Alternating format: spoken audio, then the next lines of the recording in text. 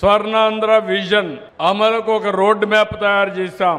26 జిల్లాల్లో జిల్లా స్థాయి విజన్ ప్లాన్ ఇప్పటికే అమల్లోకి వచ్చాయి. 5 సంవత్సరాలు ప్లానింగ్ చేశాం. దీనికోసం నిర్దిష్టమైన వ్యవస్థను కూడా క్రియేట్ చేస్తున్నాం.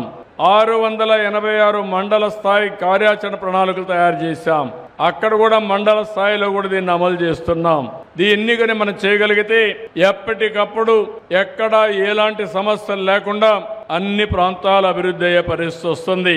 నేను ఎన్నో పర్యాయాలు మీకు చెప్పాను. అభివృద్ధి వల్ల సంపద వస్తుంది.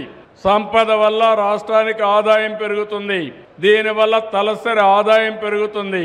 పెరిగిన ఆదాయం పేదవాళ్లకు సంక్షేమ కార్యక్రమాలకు ఖర్చు పెట్టి అభివృద్ధికి కూడా ముందుకు పోయే పరిస్థితి వస్తుంది. అలాంటి కార్యక్రమాలన్నీ రూపకల్పన చేసి ఈ రోజు మీరు చూస్తే 2047 నాటికి $2.4 ట్రిలియన్ రాష్ట్ర జాతీయ ఉత్పత్తిగా తయారు చేయడానికి ముందుకు పోతున్నాం.